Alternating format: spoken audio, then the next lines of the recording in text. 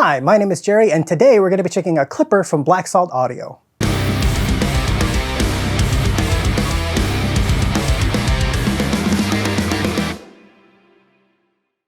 Black Salt Audio is a relatively new company.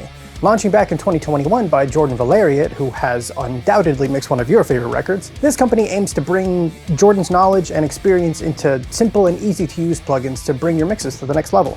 I love the approach. These plugins are very streamlined with simple UIs. Typically, if I have a lot of options in front of me with a ton of knobs to tweak, I tend to get very overwhelmed and I lose all inspiration, like, immediately. While there is a fair bit of knowledge involved with mixing, obviously, the creative aspect of it all is huge for me. We should be spending our time making the best mix that we can while also having fun with it and not bogging ourselves down with the technicality of it all. With that being said, let's jump into Pro Tools and take a closer look.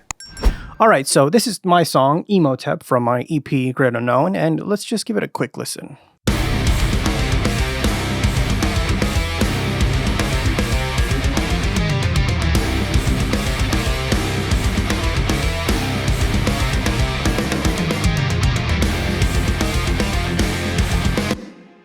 Cool, so it's already sounding pretty good, I think, and the mix isn't jumping around too much. I'd be comfortable with sending this off for mastering, honestly.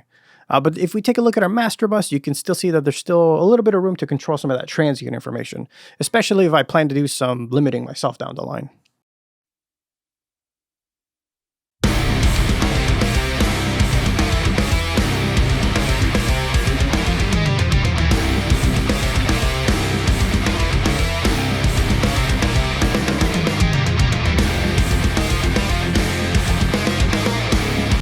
So yeah, we can see that it's jumping around a little bit, but we're going to focus on three areas to control this: the snare, the entire drum bus, and the entire master bus. Now, mixing drums can be tricky, and specifically the snare, since the snare drum by nature is just one big spiky transient with not a whole lot of dynamic range. This can lead to potential problems down the line, especially when it comes time to limit for the master. We could use things like compression and mess with the actual levels themselves, but the goal is to control that transient information without losing any volume, punch, or attack. Cool, so let's load up Clipper onto our snare bus. And right off the bat, you can see just how intuitive it really is. You have two controls. This fader adjusts the clipper threshold, and this adjusts the input gain, and that's it. It's simple, and I like it. These tracks were originally programmed drums that were printed down after the fact, but the snare bus is housing a snare top track, snare bottom, and a snare room sample. So right there, we already have a lot of transient action going on, but we can use BSA Clipper to control that. I'm going to skip ahead to the breakdown section of the song so that we can more easily see our metering since the snare hits are more spaced out then. Alright, let's give it a listen with Clipper bypassed.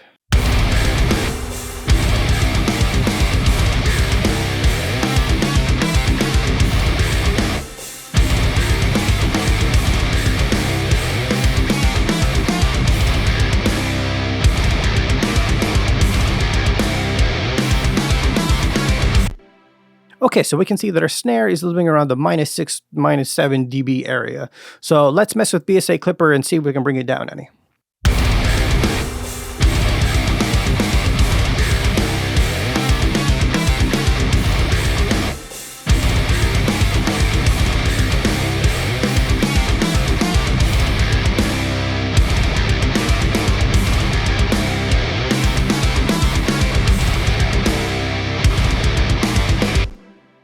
So as you can see, we brought it down to about -9, -10 dB without losing any perceived volume. And because we're technically clipping the signal, we're adding even more punch and attack without having to add any additional EQ.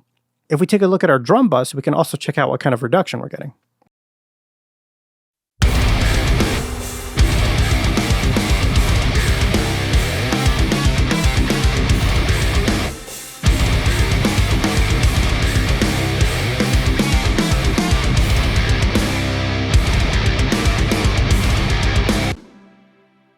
So bypass, we can see that again, we're around the -7 dB area and engaged around -10.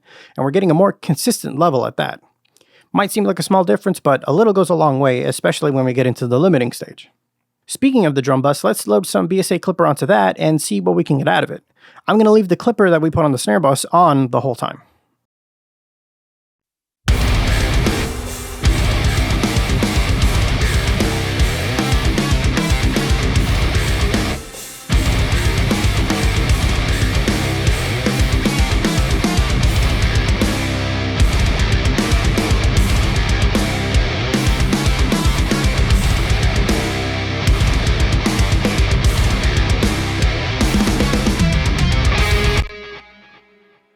again, we've managed to control the level and add a bit more bite without destroying the drum mix.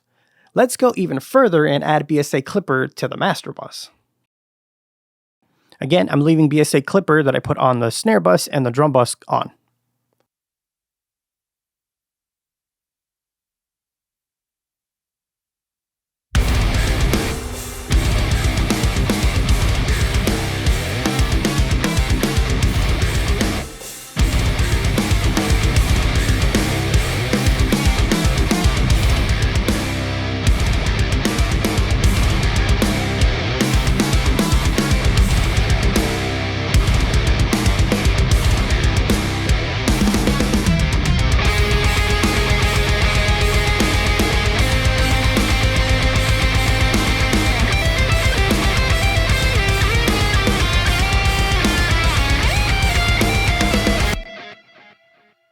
Awesome, so not only have we controlled a lot of our transient information, but our mix now has more bite and punch without having to resort to squashing those individual buses with limiting and such. Let's take a listen to the mix with all instances of BSA Clipper bypassed and engaged. I'm going to go ahead and go back to the intro of the song.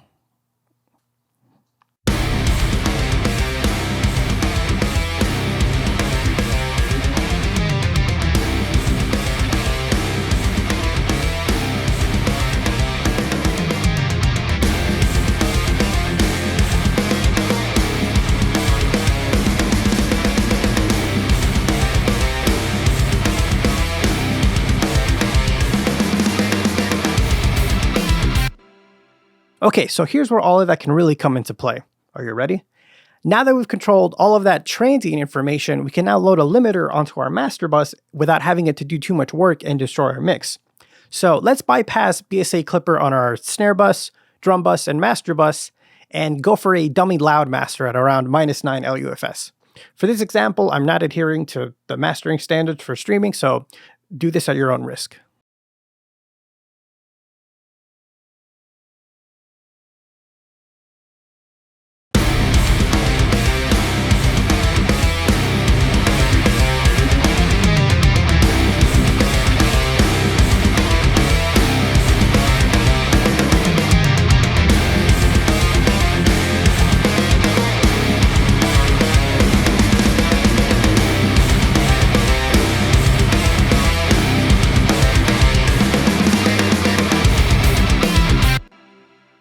Okay, so you can see that the limiter is having to do upwards of -5 dB of gain reduction on those snare hits.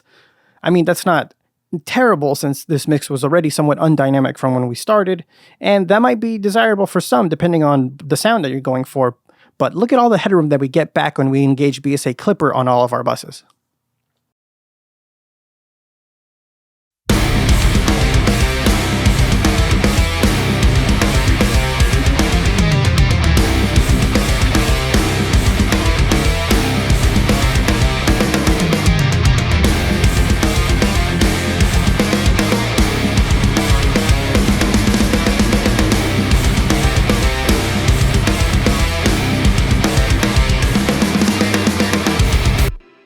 Look at how easily we were able to get a crazy loud master without having to make the limiter do a lot of heavy lifting. I was even able to bring down some of the gain. Let's take a listen to the song with the limiter on and with and without BSA Clipper on all of our buses. Listen to how much of the drum information is retained.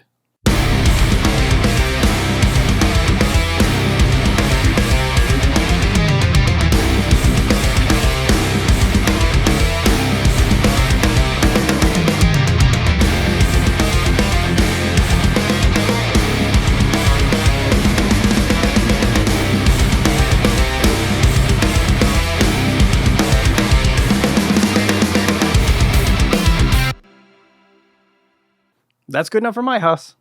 Thank you so much for taking the time to watch this video.